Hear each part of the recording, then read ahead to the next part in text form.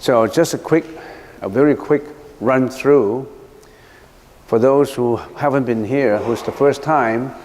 We've been talking for 2 years already about mental experiences.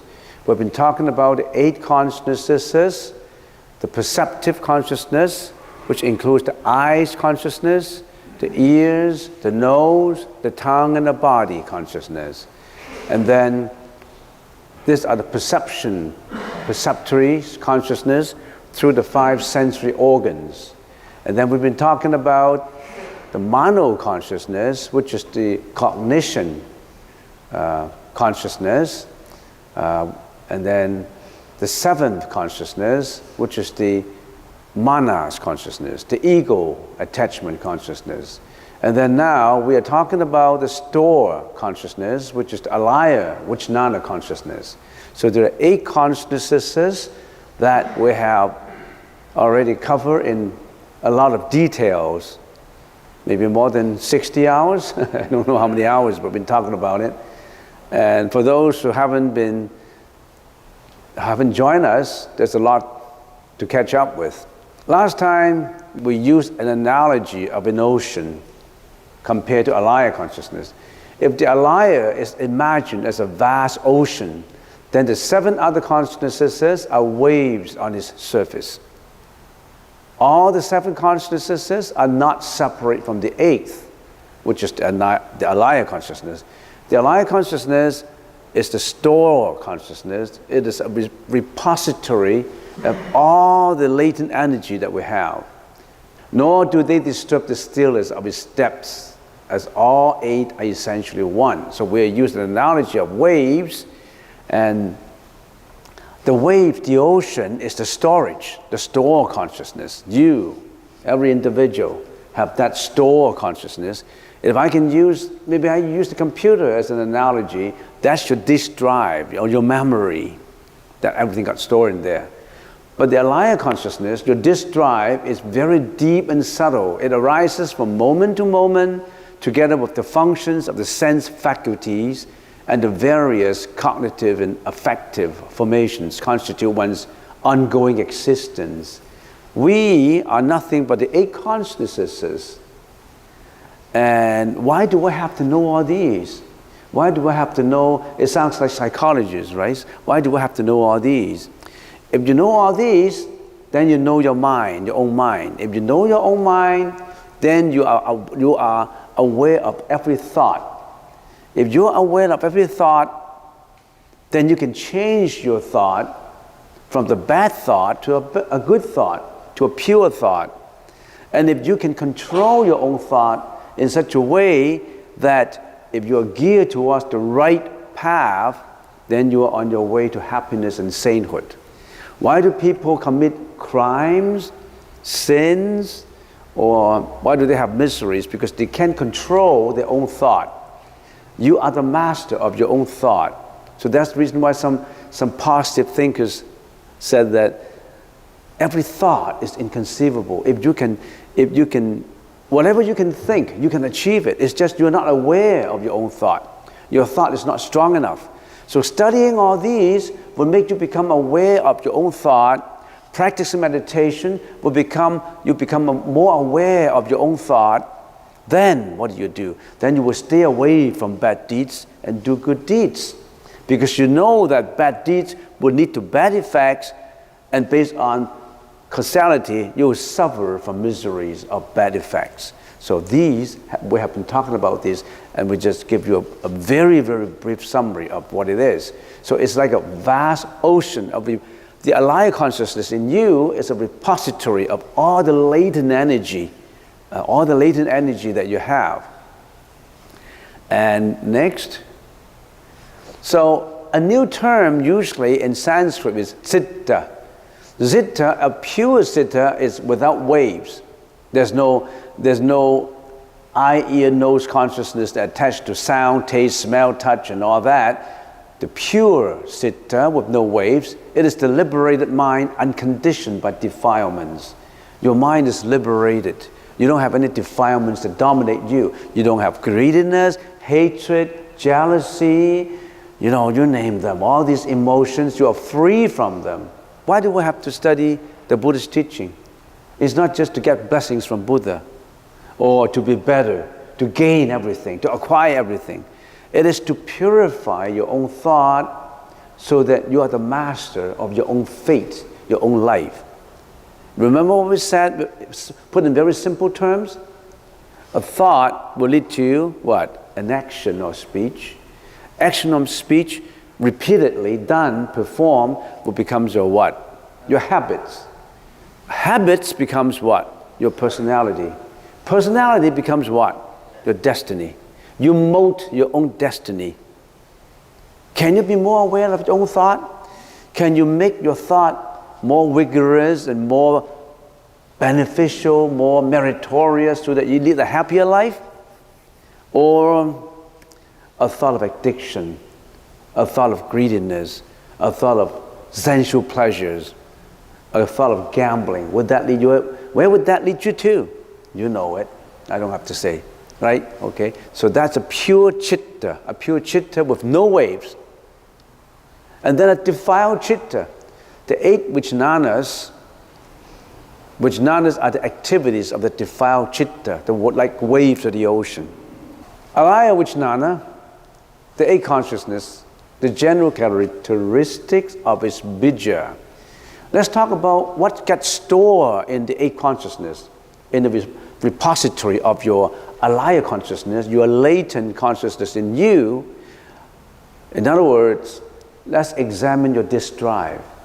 What is in your disk drive?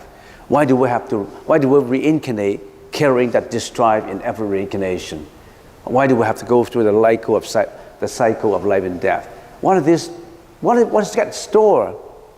What is this bits and bytes and chips in your computer? Do you want to know something about them? These are the bija, the seeds latent in you, or the energy that's latent in you. First one, these are the characteristics. Seeds are energy that are subject to changes, momentarily arising, sustaining, and disintegrating. They are as momentarily as thoughts. In other words, every thought has energy in it. If you're in your mind, you always nurture good, compassionate, meritorious, beneficial seeds in your mind. That's going to be a storage, a repository of what? Of good energy in you. But are you doing that? What are you doing when you get into website, into YouTube, and you're seeing indecent material? What are you doing? You're building all kinds of non-meritorial energy in your mind. So make sure, watch everything you watch. Do you know what I mean? Know everything you know. Are you beware? Or you're not? You just carry away by it. You just keep on carrying. You think just seeing it will not affect you? Once you click on cancel, then you cancel it. Once you click on the X, then it will be all gone. It's gone on the monitor, but it's registered in your mind, It won't get away. It's registered in your bits and bytes. You think you can get into what do you call that, settings? You can get into delete browsing? No, you cannot delete browsing because it's registered in your memory. Who can delete browsing for you? Nobody else can. Not even Buddha, not even God. Imagine if God can delete all your bad things, He will have done it already. You don't even have to ask. Why would God allow you to accumulate all kinds of bad thoughts in your mind? God would not do that. If God is all powerful, God would have erased all the bad stuff in you. Not even Buddha. Buddha just told you, don't register those things in your memory because you can't erase them. You can't delete them. Yeah, right. What? You yourself, you can delete it? You mean you have killed someone, you have that nurtured that thought, you have done it, you can say, okay, I can delete that from my mind? No, the police will get you. Because the causality will still get you that. You cannot escape from causality. In other words, you already have germinated, cultivated that thought of killing, for example, and you carry out your action. You already have committed it. You already have brought that seed, the latent energy, into action. And that action leads you to misery. So the most important is you got to care and mind your thought. Not just be afraid of the result. People are usually afraid of result. I have done this. What kind of result I will have? An average Joe Blow would just worry about what kind of result I have if I beat someone. But the careful, the prudent individual would say, I would avoid getting the cause. I would just give compassion. I would not hate. If I hate, then I would harm. So the saintly people, the people who are more on the saintly path, they would watch the thought and not just worry about the action, the result. The Bodhisattva will always think about the result of an action. The average person, the confused sentient being, would never think about the result. They would just do what they are pleased in their senses, what they are pleased to do. They want to drink, they drink. They want to get intoxication, they do intoxication.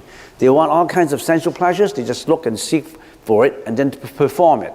They don't care about causality. But the Buddha said you have to care. You got to be careful. Every thought counts. Every registry into the keyboard counts. All right?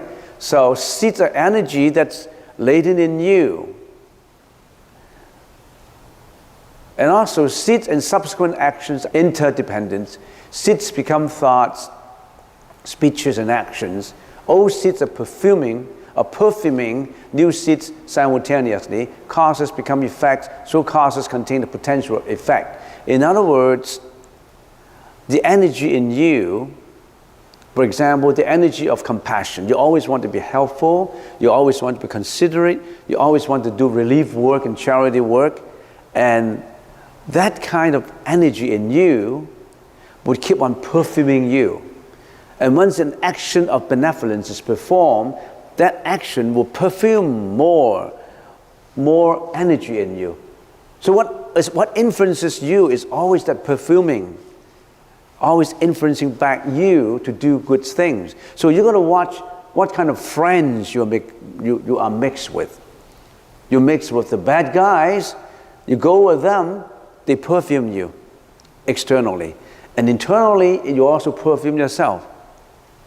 Next, seeds function like a torrential waterfall incessantly. Old seeds perfume new seeds and become one with new seeds. So it's never-ending torrential waterfall. All this energy that you build up, every thought build up will become energy in you. So how much energy you have stored in your alive consciousness, your repository of storehouse? Billions and billions of bits and bytes. It's immeasurable. The seeds that can store in your computer, not the disk drive. The disk drive is still limited to the boundary of the disk drive.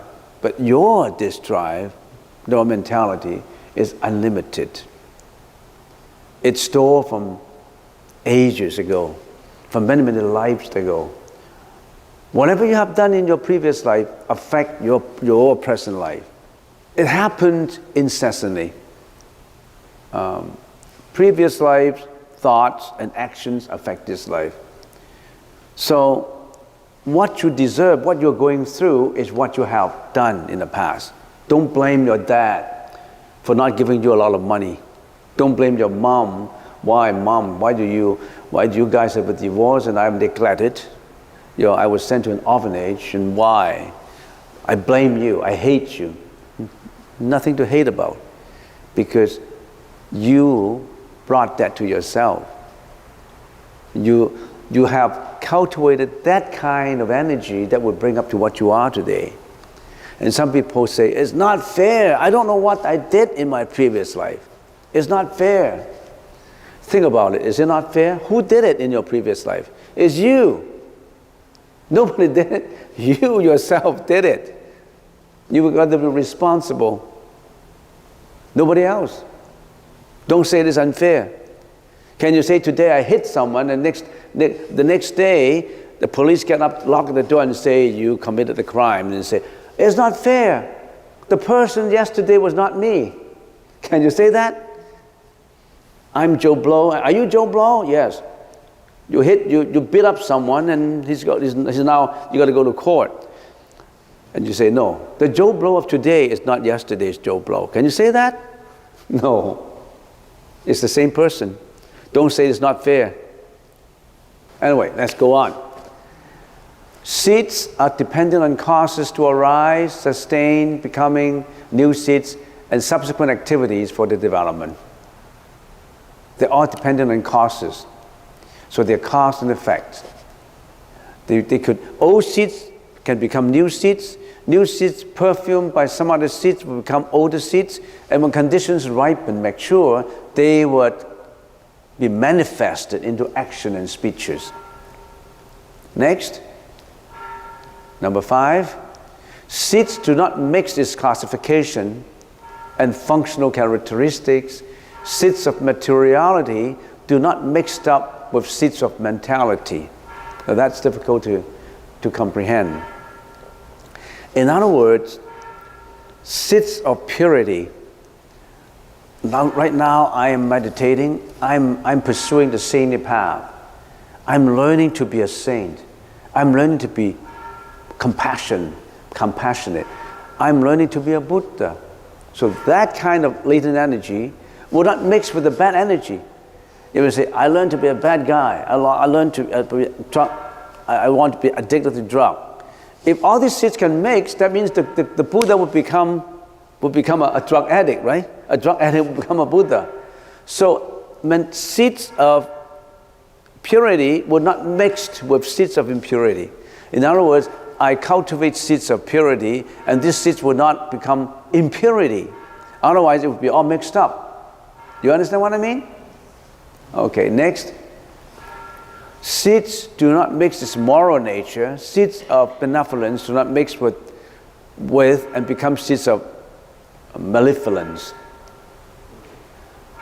The energy that I have cultivated in going to an underdeveloped country to help of the poor children, for example, this kind of good energy will not mixed up with my bad energy that I did wrongly at home. Otherwise, if we're all mixed up, the good cause will lead to good effect, and the bad cause will lead to bad effects. Morally, they don't mix up. So, how much moral seeds that you have? How much seeds of compassion? How much energy of compassion that is installed in you? If you cultivate and conjure and accumulate a lot of benevolent energy, you will carry that out. So that's the reason why we say, mind your thought. The action is already manifested from the thought. You mind the origin of it, mind your thought. You purify the water at the origin. If you're trying to purify it at the end, it's too late.